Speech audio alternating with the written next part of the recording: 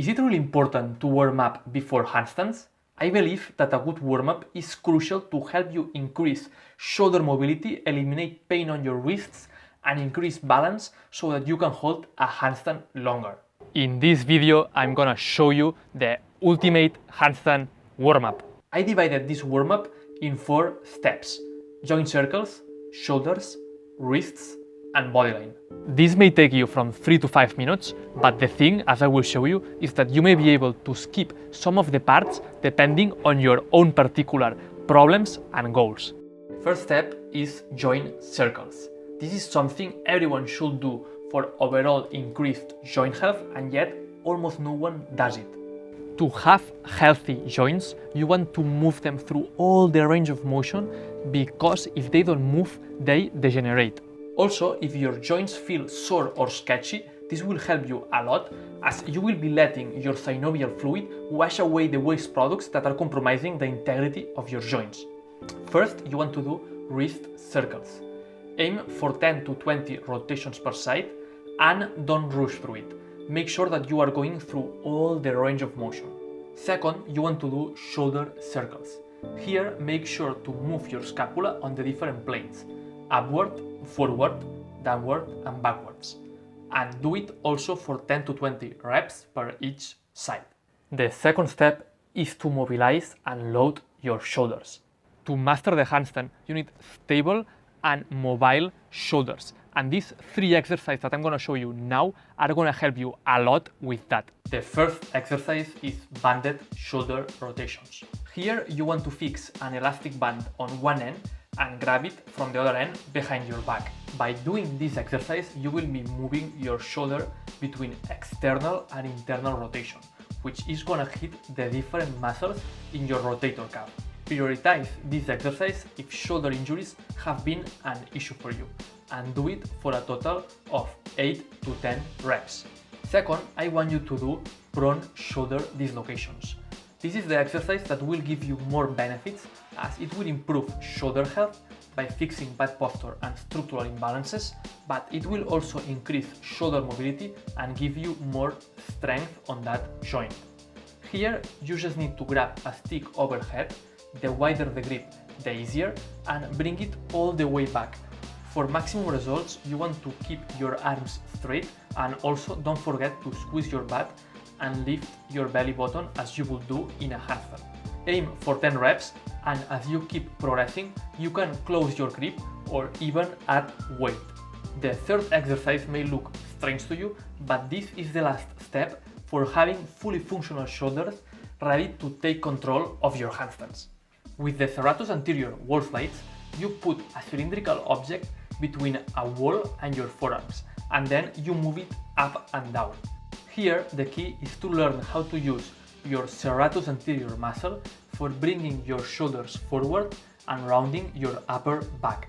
As you do this exercise, it has to feel that your serratus is bringing the cylinder up. For this, make sure that you are using this muscle to protract, elevate, and upwardly rotate your shoulder blades. This exercise will be great for you if you want a more consistent kick-up, a press to handstand, or even the planche. I recommend you to do it for 8 reps, and make sure you go all the way down and you bring your shoulders back at the bottom. And worst case, if you don't have a cylindrical object, you can do it directly against a frictionless wall. The third step is to mobilize and load your wrists. Even if you use mostly parallels like I did, I still strongly recommend you to do these 3 wrist exercises on your warm-up. This will help you avoid wrist pain during your handstand training, but also it will strengthen your wrists for the future. 1 year ago, it was still hard for me to do the handstand on the floor because of so much wrist pain, but nowadays I can do it already on the floor, experiencing very rarely wrist pain. The first exercise is the first knuckle push-up. For all these wrist exercises, you want to start doing them first with your knees on the floor and aim for 10 reps. For this one, you want to focus on leaving your fingers always on the ground, but lifting your palms and thumbs from the floor. The second exercise is the wrist push-up.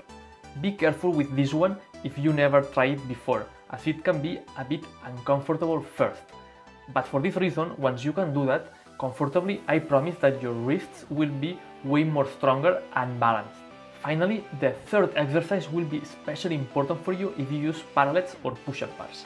Here you will be doing the lateral movement, and even if you don't use parallels, I recommend you to do this to strengthen your wrist in all directions and prevent possible injuries.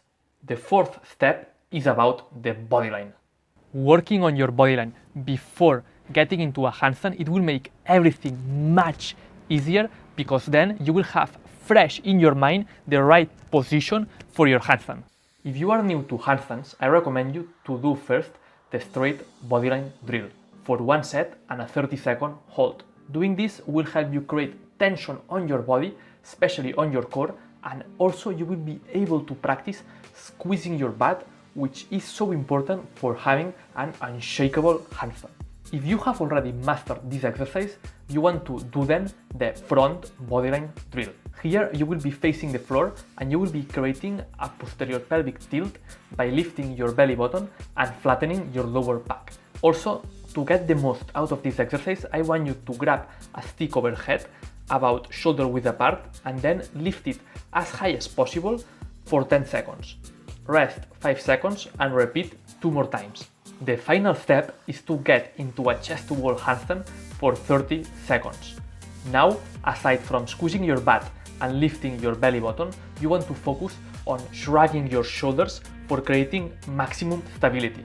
If you find this exercise too challenging or scary, you can always lower the intensity by putting the feet somewhere lower. After you finish this warm-up, it's the turn to start the real handstand training. I know that learning the handstand can be very frustrating, as you may not see any progress at all, and it can take you very long. You may experience challenges like wrist pain, lack of shoulder mobility, or you cannot find balance. This warm-up is gonna definitely help you with that, but also if you want to get a 30-second handstand very fast, I recommend you to get my premium program, Handstand Flow. I will put a link on the description below so that you can check it out. I believe you can get a 30-second handstand, and I'm here to help you with that. That's all for this week. I'll see you in the next video.